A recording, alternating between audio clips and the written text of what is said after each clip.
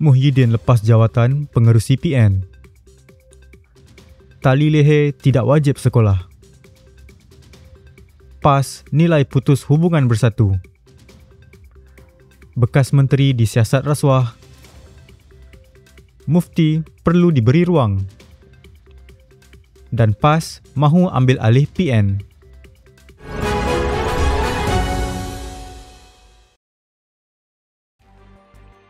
Presiden Bersatu, Tan Sri Muhyiddin Yassin mengumumkan peletakan jawatannya sebagai pengerusi Perikatan Nasional PN menerusi makluman kepada Majlis Pimpinan Tertinggi MPT Parti pada malam Isnin.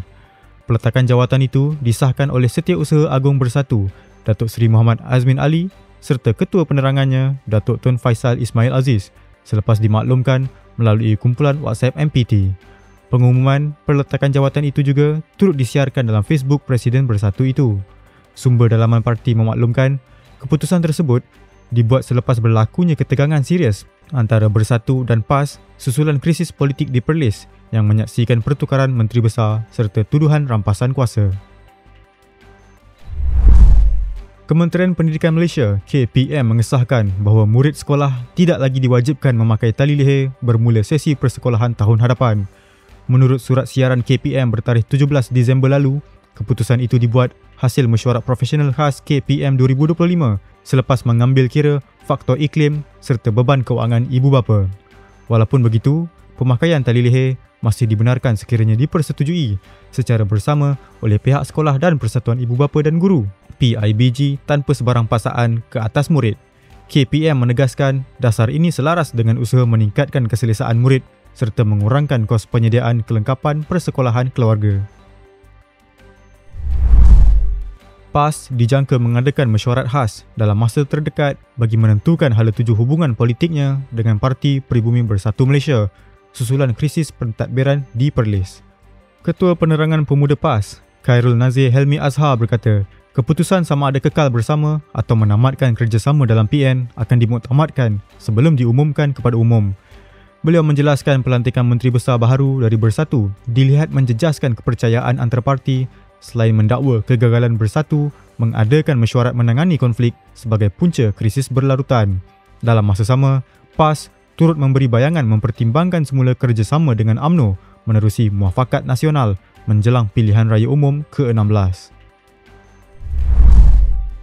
Seorang bekas menteri selesai memberi keterangan kepada Suruhanjaya Pencegahan Rasuah Malaysia SPRM semalam selepas lebih 7 jam disoal siasat berhubung kes rasuah membabitkan projek papan iklan dan pemindahan tanah.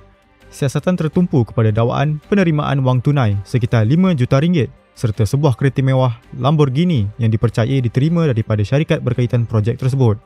Ketua Pesuruhjaya SPRM, Tan Sri Azam Baki mengesahkan satu kertas siasatan dibuka mengikut Seksyen 16 Akta SPRM 2009.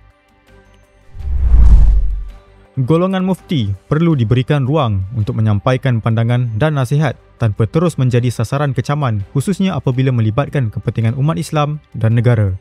Mufti Wilayah Persekutuan, Datuk Dr. Ahmad Fawaz Fazil menjelaskan, peranan mufti adalah menasihati masyarakat dan pemerintah tanpa kepentingan politik. Beliau mempertahankan kenyataan Mufti Perlis, Datuk Dr. Muhammad Asri Zainul Abidin berkaitan isu sumpah bai'ah parti politik yang mencetuskan polemik kebelakangan ini.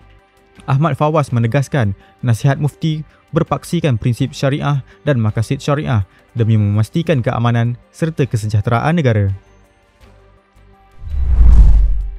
PAS berhasrat mengambil alih kepimpinan Perikatan Nasional susulan krisis politik di Perlis yang didakwa membuktikan kegagalan pemimpin sedia ada.